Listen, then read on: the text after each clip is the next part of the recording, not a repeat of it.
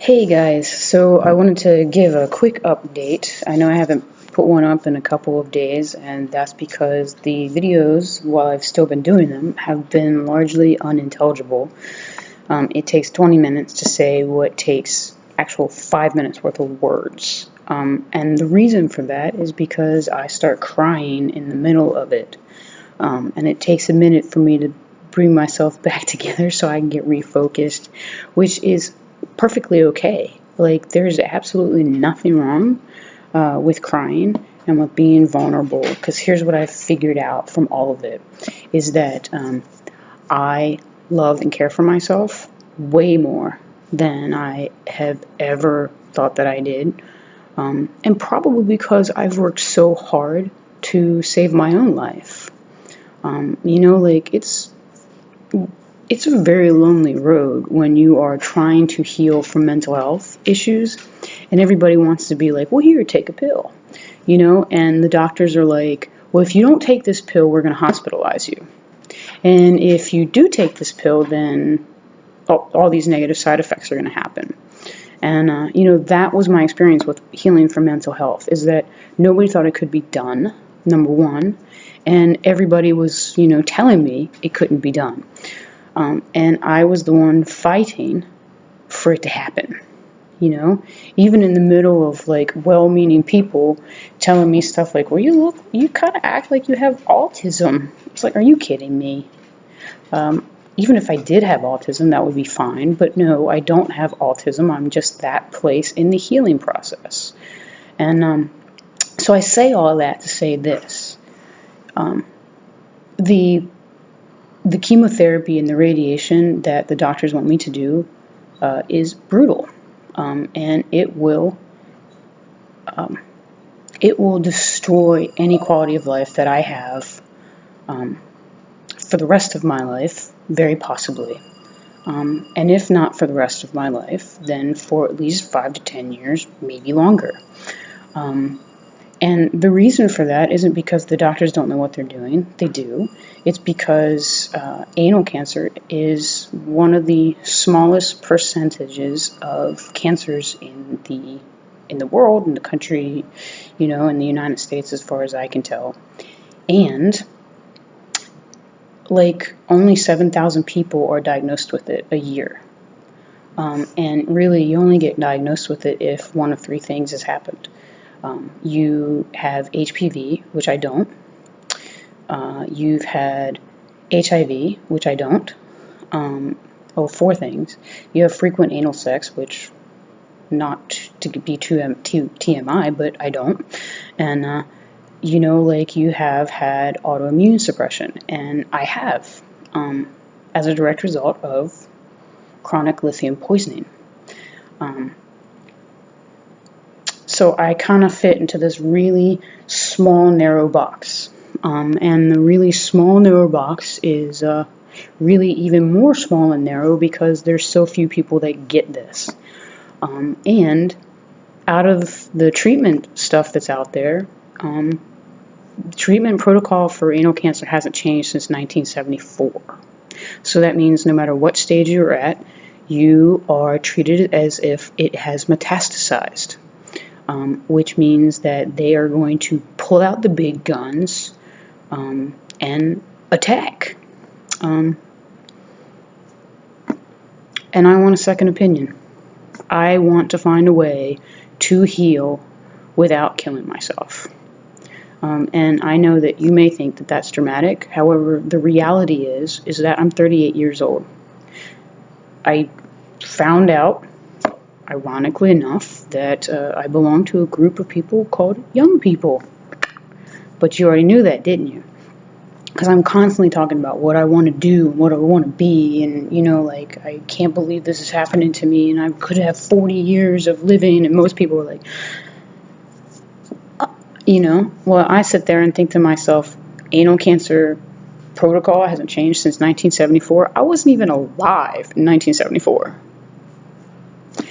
So, here's the cool thing about being a young person in, dealing with cancer is that there are 70,000 young people with cancer that face the same things that I face. You know, like, what's my quality of life going to be like? And how can we deal with this in a way that doesn't, like, poison me? And if I have to be poisoned, you know, like, how do we deal with this in a way that I actually have a quality of life afterwards? So, you know, that's cool. I have access to that. And, you know, like, that means that other people have raised the very same question about, is there a way to treat my cancer without killing myself? And, you know, like I said, if you're listening to this and you're older, you may be sitting there thinking, well, chemotherapy and radiation, that's how it's done. Great. That's very true. Chemotherapy and radiation is how it has been done for the last 50 years. And there's a very small and growing percentage of young people who are solving this problem through holistic, naturopathic ways. And I'm not saying I'm going to go all the way with that. I'm saying that I need to be open to whatever the possibilities are, and I need to find the answers. Because here's some of the side effects. I had already said yes to radiation, which would permanently alter my bowels. And not to be too graphic, but possibly to be graphic so that you understand.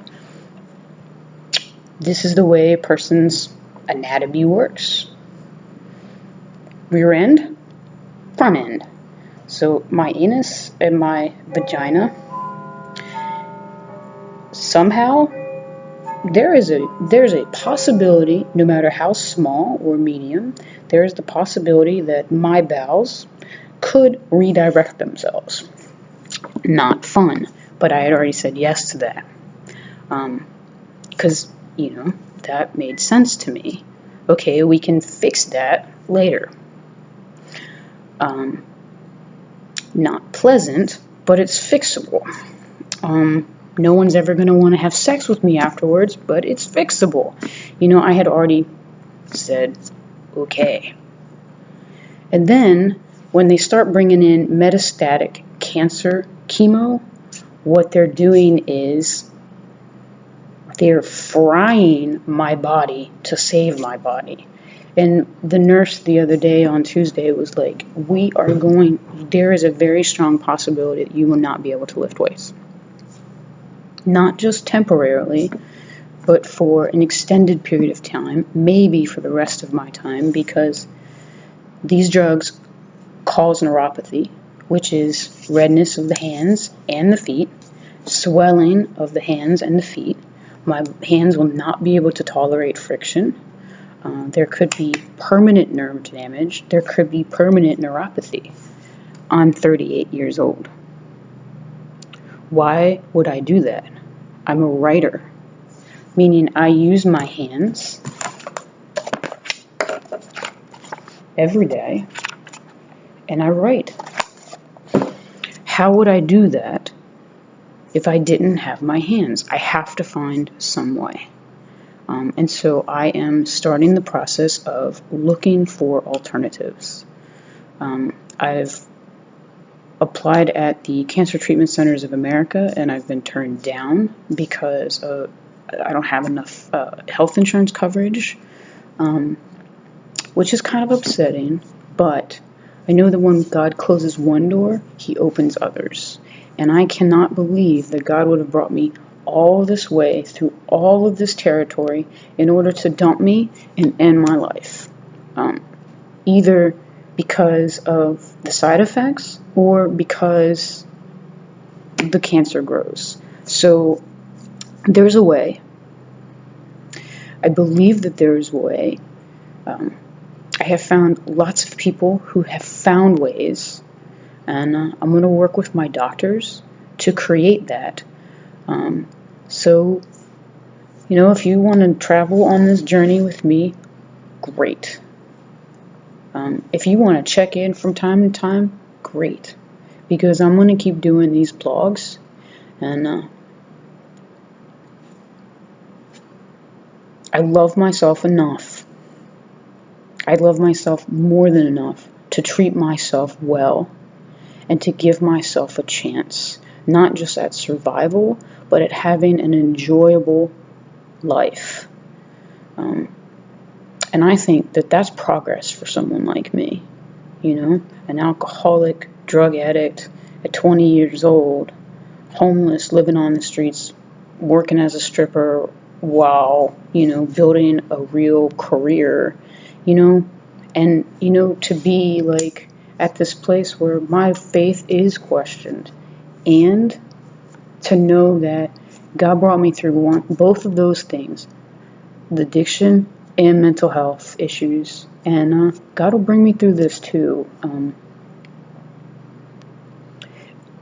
And there's a purpose for everything, and everything has a ripple effect, So I'm going to find this way, and thank you for your continued prayers. Thank you for the donations. God, they're so fucking helpful. Excuse my language.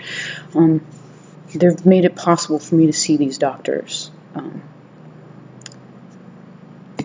It's really expensive to do this, so thank you for that, and thank you for the prayers, and thank you for the well wishes, and I will talk to you tomorrow.